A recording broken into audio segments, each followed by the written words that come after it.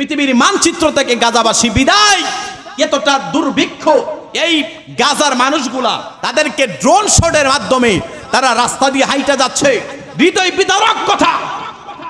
বিদারক কথা। গাজার মানুষগুলা তারা রাস্তা দিয়ে হাইটা যাইতেছে, দৌড়ায় পলাইতেছে।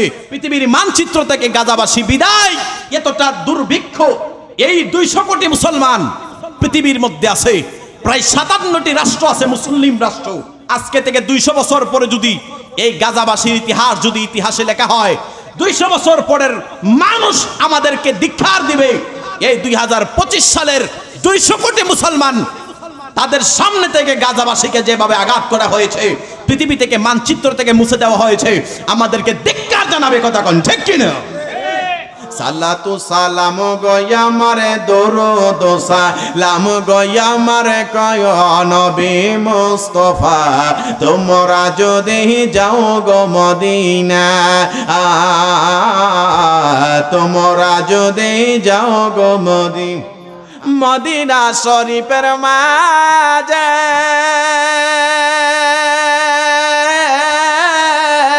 আমার দয়াল নবীর রওজায় আছে। আরে সেই রওজায় যাই আমি, সেই রওজায় যাই আমি সালাতু সালাম দিব গায়, তোমরা যদি যাও গো মদিনা। আল্লাহর ওয়ালি যেইখানে আজান হইতো রে মুসলমান, ওই জায়গার মধ্যে তিনি নামাজে দাঁড়াইয়া যাইতেন।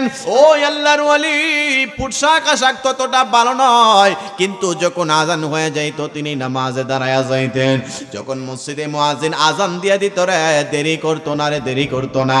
ও বাজান, আজকে এই 2025 সালে যদি আপনার আমার সামনে হযরতে বেলাল আজান দিয়া দিত, মসজিদের মধ্যে যদি বেলাল আজান দিয়া দিত, আর যদি আপনি আমি সেই কালের আওয়াজ শুনতাম, আমরা নবীর পিছনে যাইয়া নামাজ পড়ার জন্য যাইতাম কি যাইতাম না?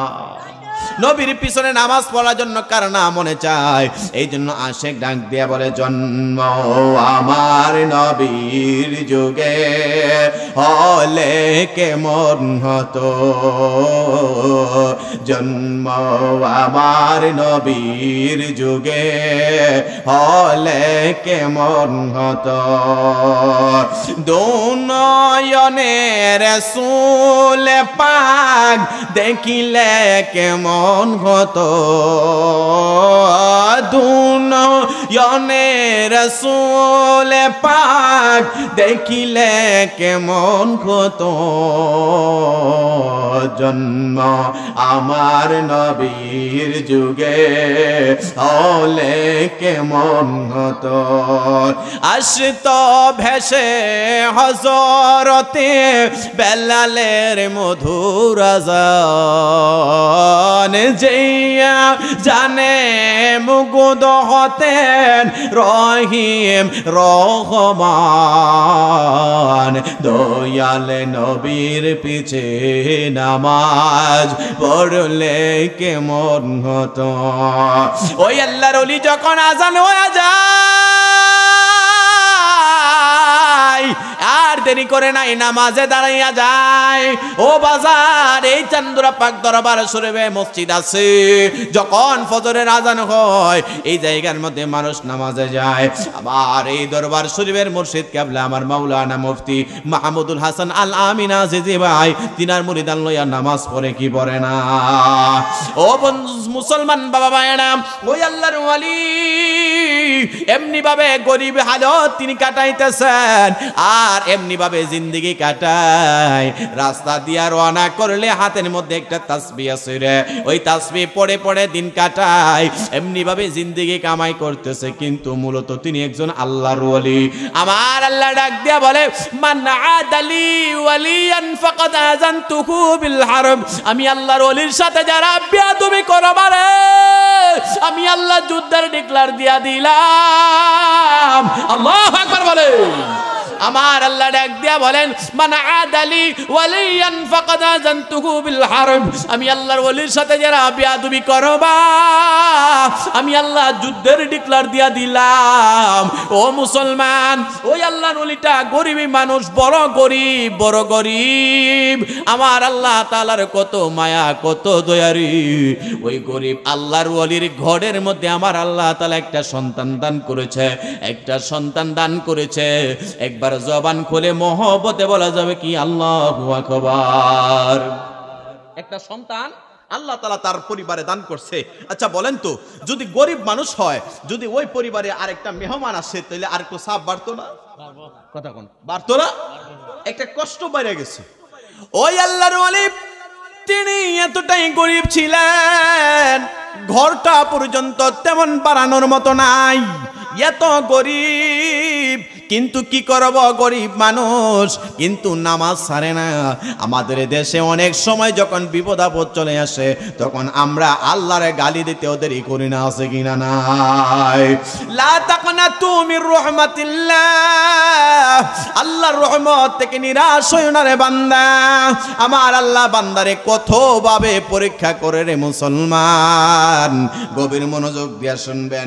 একটা সন্তান যখন ওই আল্লাহর ওলির হয়ে গেছে কিন্তু তিনার দেখা যায় সংসারে টানা পোড়া হয়ে গেছে, ওই দিক দিয়ে টাকা নাই, ওই দিক দিয়ে টাকা পয়সার সমস্যা হয়ে গেছে, আর তিনি কি করবে কোনো কিছু করতে পারে না। সন্তান হয়ে গেছে, পরিবারের মধ্যে একটা চাপ সৃষ্টি হয়ে গেছে।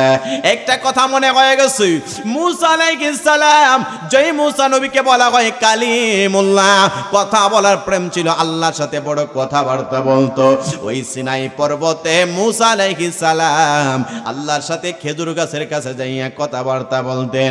ওই মুসা নবী আল্লাহর একদিন কয়, ও মালিক, বান্দার কোন আমল যদি আপনার কাছে ভালো লাগে আপনি কি করেন?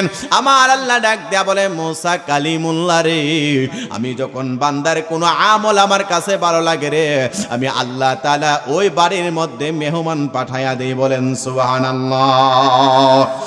এরপরে আমার আল্লাহর তাআলার দরবারে মুসা নবী জিগায়, আল্লাহ এরপরে যদি আপনার কাছে ভালো লাগে বান্দার কোন আমল, এর কোন কি করেন? আমার আল্লাহ তাআলা জানায়, মুসা রে, আমি আল্লাহ তাআলা এর পরেও যদি কোনো কিছু ভালো আমল বান্দার পাই, আমি আল্লাহ খুশি হইয়া রে জমিনের মধ্যে বৃষ্টি দান করে। এরপরে যখন সবচাইতে বেশি কোনো আমল বান্দার খুশি হয় তখন আমি আল্লাহ তাআলা ওই পরিবারে কন্যা সন্তান দান করি। বলেন সুবহানাল্লাহ। বৃষ্টি দেয় আল্লাহ বান্দার কোন আমলে খুশি হইলে, মেহমান পাঠাই খুশি হইলে, আর কন্যা সন্তান দেয় আল্লাহ বান্দার কোন আমলে খুশি হইলে। আর তিন কাজে আল্লাহ খুশি, আর তিন কাজে আমরা বেজার হয়। কথা কয় না, ঠিক নেই? যদি পরপরে দুই তিনটা মেয়ে হয়, অনেক স্বামী অনেক শাশুড়ি ওই বৌমারে অনেক গালিগালাজ করে, আরে কি ডানছি যার করে খালি মেয়ে হয়। কথা কয় না, অনেক পরিবারে অশান্তি হয়। এ মুসলমান, মেয়ে যিনি দেয় ছেলেরাও তিনি বানায়, ঠিক কিনা বেটি? যে সন্তানটার মেয়ে বানায় তিনি আমার আল্লাহ, যারে ছেলে বানায় ওইটাও আমার আল্লাহ। আবার এক সময় দেখা যায় ছেলেও বানাই না মেয়েও বানাই না, ওইটাকে আমার আল্লাহ তাআলা বানায়।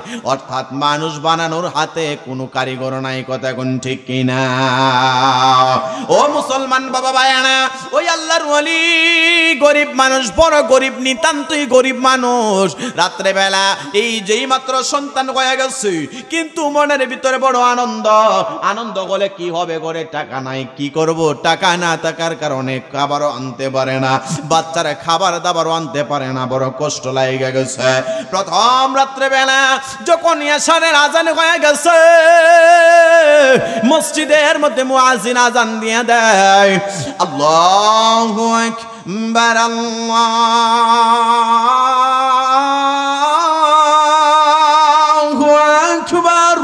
আল্লাহু আকবার বলেন। মসজিদের মধ্যে যখন আজান হয়ে গেছে, ওই আল্লাহর ওলি নামাজে দাঁড়াইতে দেরি করে নাই। ও বাজান, নামাজে দাঁড়াইয়া তিনি এশারের নামাজটুকু আদায় করিয়া আমার নবীর উপরে দুরূদ শরীফ পড়তে পড়তে রে তিনার পেটে খিদা লইয়া তিনি এমন ভাবে ঘুমায়া গেলেন। আমার নবীর স্বপ্নে যোগে ডাক দিয়া বলে, আমার মহব্বতের উম্মত, পেটে খিদা লইয়া ঘুমায়া গেছো, আর তোমার গড়ের মধ্যে বাচ্চা, তোমার পরিবারের মধ্যে নতুন মেহমান, গড়ের মধ্যে টাকাও নাই, খাবারও নাই রে। আমি নবীর উপরে দুরূদ শরীফ পইরা পইরা ঘুমাই গেছো। আমি নবী তোমারে জানাই, তোমার এলাকার মধ্যে একটা অগ্নি পূজারী আছে, আগুনের পূজারী আছে। ওই ব্যক্তির কাছে যাইয়া বলবা রহমাতুল লিল আলামিন নবী পাঠাইছে, আমারে তুমি 20 দিরহাম 20 দিনার দিয়া দাও। জোরে কোন আল্লাহু আকবার। স্বপ্নে যুগে আমার নবী তার ঘরে হাজির হয়ে গেছে। আল্লাহু আকবার বলে। আমার নবী নূরের নবী, রহমাতুল লিল আলামিন নবী স্বপ্নে যুগে ওই গরিব আল্লাহর ওলির ঘরে হাজির হয়ে গেছে। আমার নবী ডাক দিয়া বলে, আমার উম্মত, সন্তান হয়েছে, ঘরে খাবার নাই, পেটেও তো তোমার খাবার নাই। ইয়া রাসূলুল্লাহ, ইয়া হাবিবাল্লাহ, আপনি আমার ভাঙ্গা ঘরে হাজির হয়ে গেছেন। বলে হ্যাঁ। আমার নবী ডাক দিয়া বলে, এই আমার উম্মতের, তোমার এলাকার মধ্যে একটা অগ্নি পূজারী আছে, যারা আগুনের পূজা বলা হয়, আগুনের পূজা যারা করে তাদেরকে ঠাকুর বলে। কি বলে? ঠাকুর বলে না? আমার নবী ডাক দিয়া বলে, তোমার এলাকার ঠাকুরের কাছে যাইয়া আমি নবীর নাম বলবা, 20 দিনার দিবে। সুবহানাল্লাহ। আজ থেকে 100,000 বছর আগে 20 দিরহাম বড় 20 দিনার বড় দামি টাকা ছিল বাজান। আল্লাহর ওলি শাওয়াকিদুল হক কিতাবের মধ্যে পাইলাম। আল্লাহর নবী ডাক দিয়া বলে, এই আমার উম্মত, আগামী কালকে যাইয়া ওই আগুনের পূজারের কাছে যাইয়া 20 দিনার তুমি আনবা, আমার নাম বলবা। আল্লাহর ওলিটার ঘুম ভাঙে গেছে। আইরে স্বপ্নে যুগে আমার নবী তো বলছে, আমার নবী তো এমন নবী যেই নবী স্বপ্নে যুগে দেখা দিয়া দিলেও বাস্তবে হয়। সুবহানাল্লাহ বলে।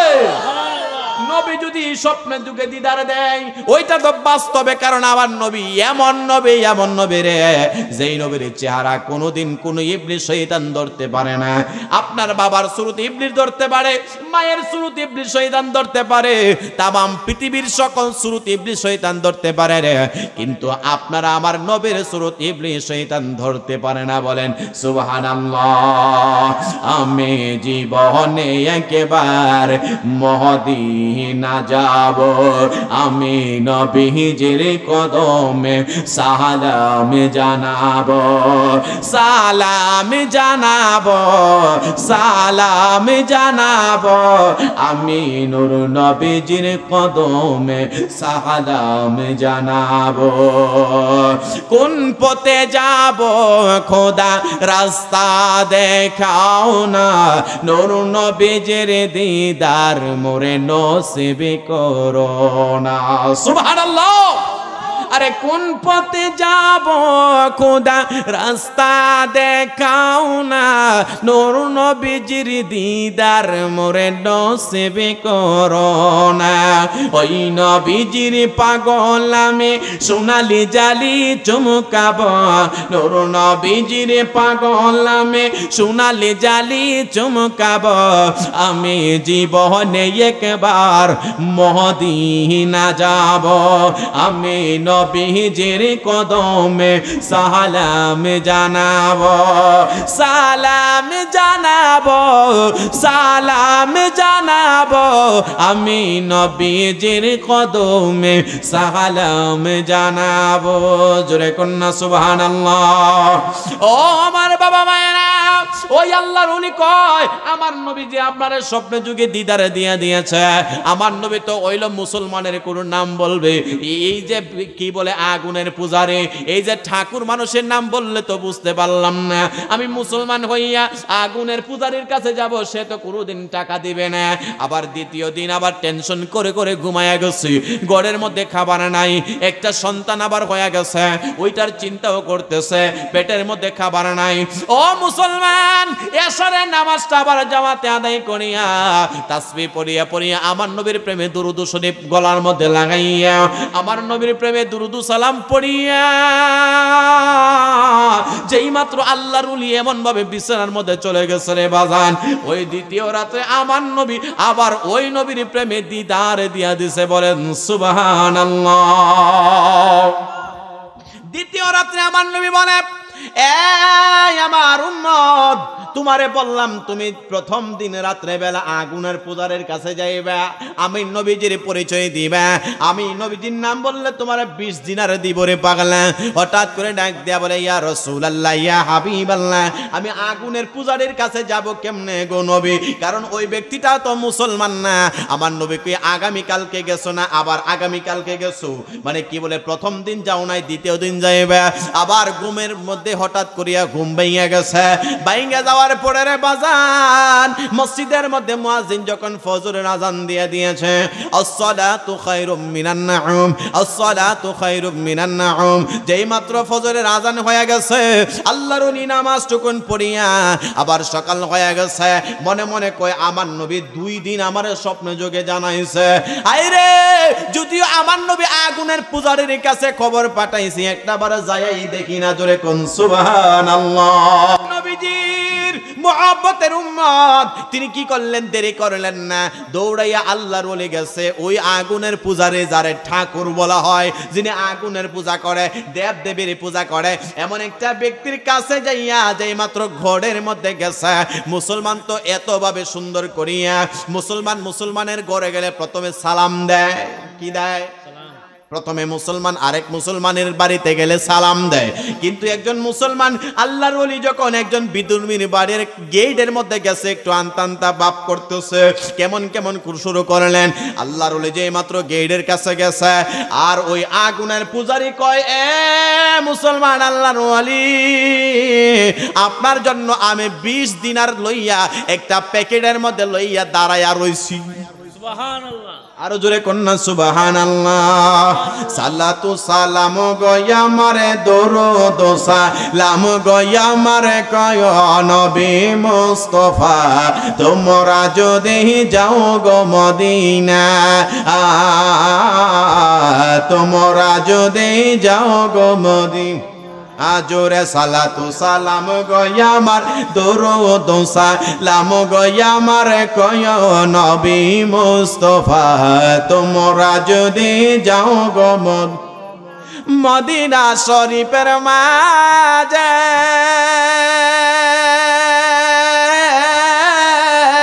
আমার দয়াল নবীর রওজায় আছে, আরে সেই রওজায় যাই আমি, সেই রওজায় যাই আমি সালাতু সালাম দিব গায়, তোমরা যদি যাও গো মদিনা, জোরে সালাতু সালাম গয়া মারে দরুদ জোরে কয় নবী মুস্তাফা, তোমরা যদি যাও গো মদিনা।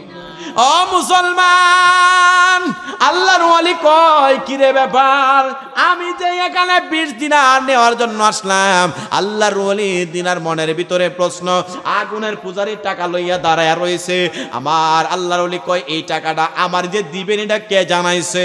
আর ওই আগুনের পূজারী দেবদেবী কয়, দেবদেবীর পূজারীর ঠাকুর মশাই কয়, আমি রাত্রে বেলা আমি স্বপ্নে দেখলাম আমার একজন নুরানি এমন একজন মানুষ আমারে জানাইছে, আমার একটা গরিব উম্মত আছে রে, ওই গরিব উম্মত আপনার কাছে আসবে, আপনি তারে 20 দিনারে দিয়া দিয়েন।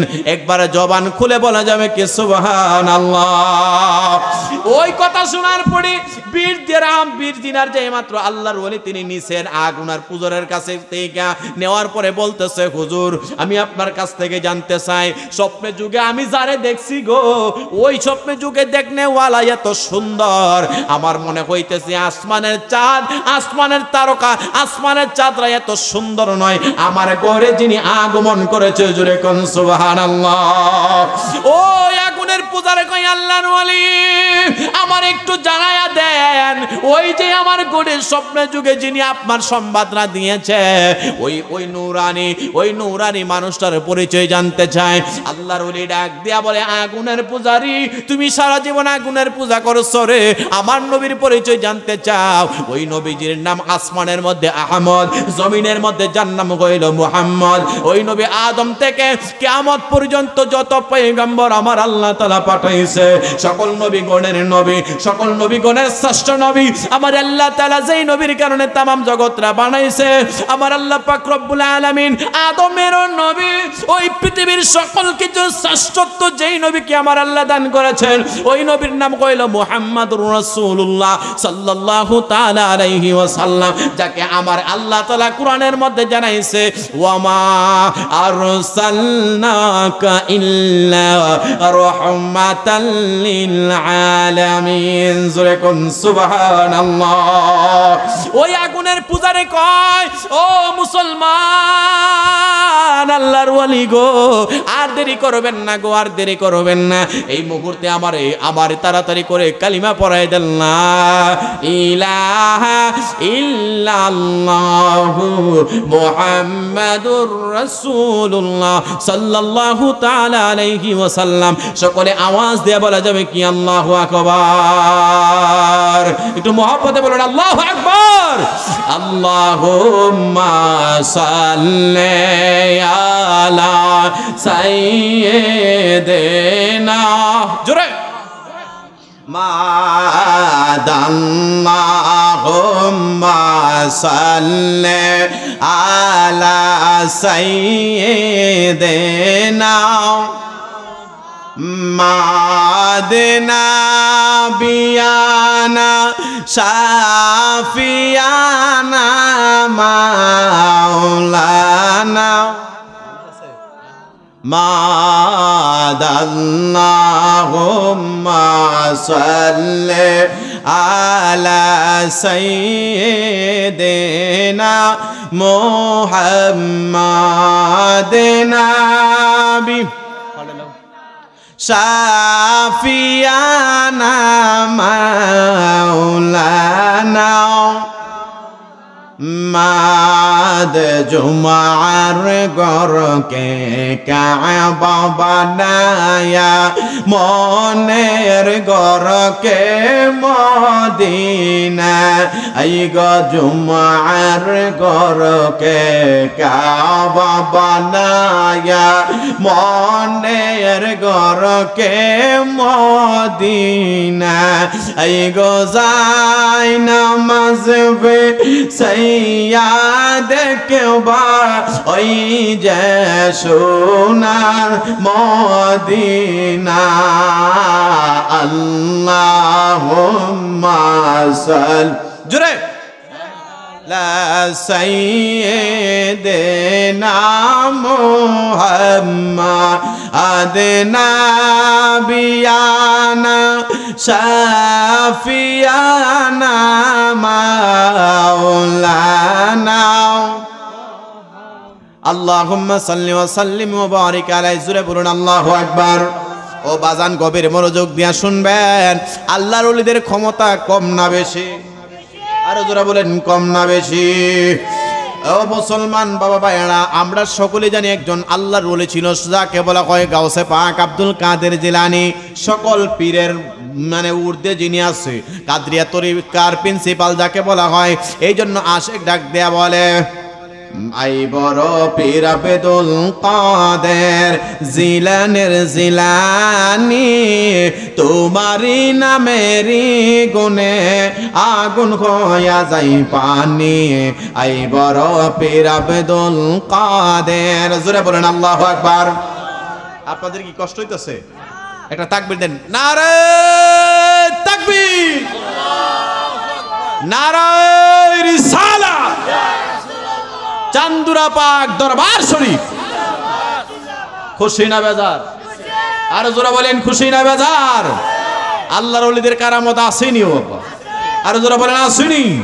আল্লাহ আল্লাহ মুর্শিদ মুর্শিদ কয়রাই আমার ঘুমাসে না নয়নে আমারে বলি বাগন নকশে বন্দে কে বনে মারহাবা আল্লাহ আল্লাহ আল্লাহ আল্লাহ আল্লাহ তুই আমারে ডাকরে বান্দা তুই আমারে ডাক মারহাবা আল্লাহ আল্লাহ আল্লাহ আল্লাহ ডাকার মতো ডাকলে রে বান্দা গুনাহ হবে মাফ তুই আমারে ডাকরে বান্দা তুই আমারে ডাক মারহাবা আল্লাহ আল্লাহ